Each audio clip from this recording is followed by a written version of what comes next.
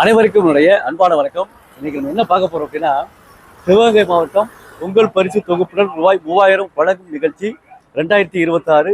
இங்கிட்டு பார்த்தீங்கன்னா வெல்வம் ஒன்றாக இதெல்லாம் போட்டிருக்காங்க. இதுல என்ன பிழை இருக்கு அப்படின்னா, பொங்கல் பரிசு தொகுப்புடன் என்ன வரணும் அப்படின்னா, பரிசு தொகுப்புடன் இது வரணும். ஏன் வரணும் அப்படின்னா, பரிசு அப்படிங்கிறது உகரை ஈற்று சொல். சூ இருக்கு பார்த்தீங்களா, சூவை பிரிச்சமே இச்சு கூட்டல் ஊ. பரிசு என்று சொல்லக்கூடிய பெயர் சொல்லோடு வரக்கூடிய உகரை ஈற்று சொல். அப்போ உகரை ஈற்று சொல்லை தொடர்ந்து ஒரு வினை தொகுப்பானது வருகின்ற பொழுது அந்த இடத்துல கண்டிப்பாக ஒற்றை ஒத்து. அப்ப பரிசு கூட்டல் தொகுப்புடன் பரிசு தொகுப்புடன் நிற்கப்படும்.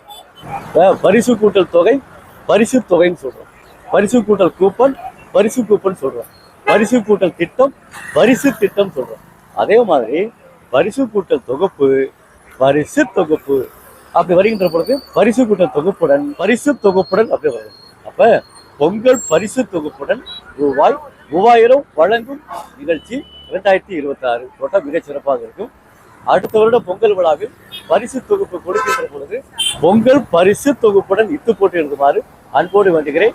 இனி வரக்கூடிய காலகட்டங்களில் இந்த மாதிரியான ஒற்றுப்பிழைகளை தவிர்த்து எழுதுமாறு அன்போடு வேண்டுகிறேன். நன்றி, வணக்கம்.